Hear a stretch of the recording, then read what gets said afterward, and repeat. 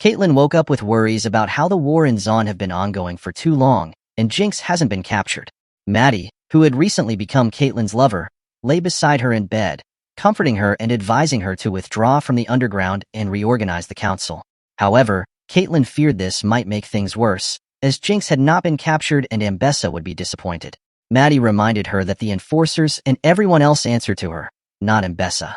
The scene changes to a hideout in Zaun, as Jinx hosted a fight show between Stinkman and Scuttlebutt.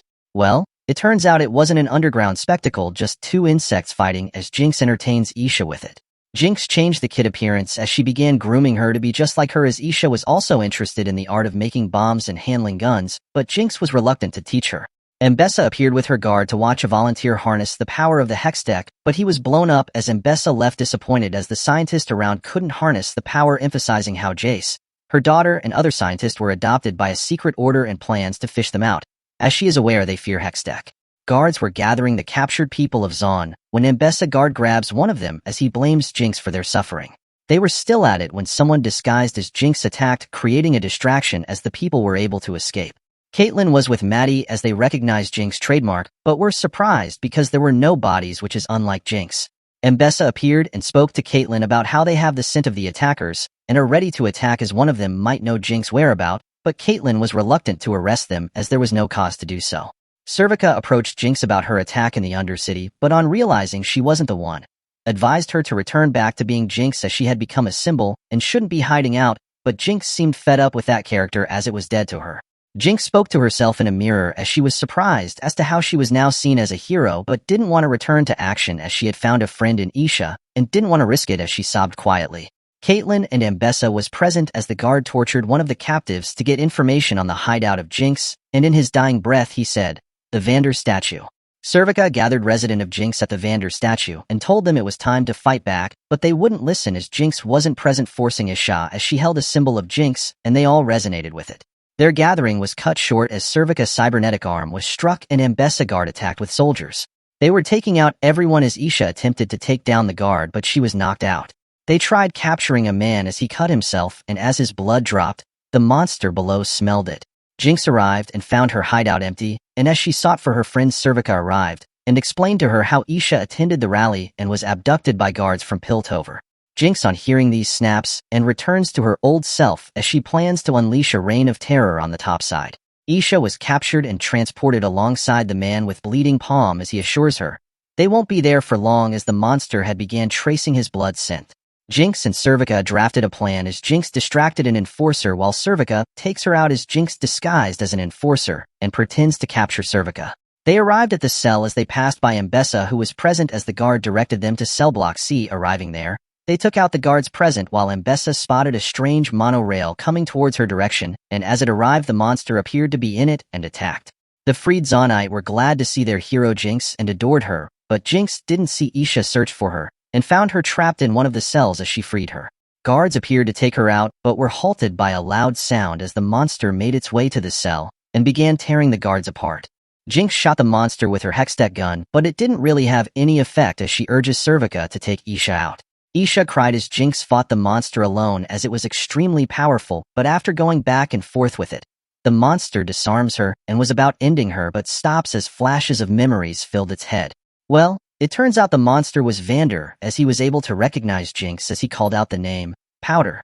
Vi spends her days in an arena fighting as she wants to forget her past, but she was beaten up and passed out. On waking up, she was shocked on seeing Jinx and attacked, wanting to strangle her when Jinx told her Vander is alive and needs their help, forcing her to release her grip.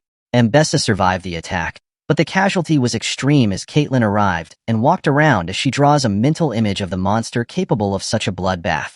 She was still on it when she found the man who summoned the monster as both she and Ambessa interrogated him about the beast and his plans with it, but as he wouldn't yield, they left him to rot there. Mel woke up in a strange place and had a flashback of how she was captured alongside her friend Alora, who was killed. She met a strange man there, and on asking him about the place, he explained it was an oculorum, a place according to legends was built to seal away false prophets. As the strange man stepped into the light, Mel realized it was her brother Kino and rushed to hug him. Kino, on realizing how grown-up his sis was, also embraced her. Jinx, together with Isha, was leading Vi to Vander's location when Vi got in a huge confrontation with Vi, and as Isha rushed to help Jinx, Vi smacked her by accident, breaking up the fight as Jinx went to comfort her, and they continued on their path to Vander.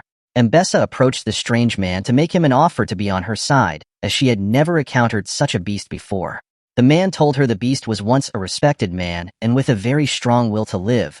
He injected a serum transforming him to a beast drawn by the scent of blood, but he couldn't control its mind as he now realized that the catalyst for control was Jinx. Mel touched a part of the wall, and some kind of puzzle shoots out, and while pondering about it, Mel asked Kino how he ended up there as he explained to her. The strange man was with Mbessa in his lab, as he tried to locate the beast when Caitlin came around as she had uncovered his true identity. He was Dr. Revek, the inventor of Shimmer, and while trying to find out the cause of all his atrocities, he took them to a room where his dead daughter was as he explains to them the beast is the key to defeating man's greatest fear, death. Mel sought for a way out and on realizing the person with her wasn't the real Kino, smashed his face in the wall but she got recaptured over again.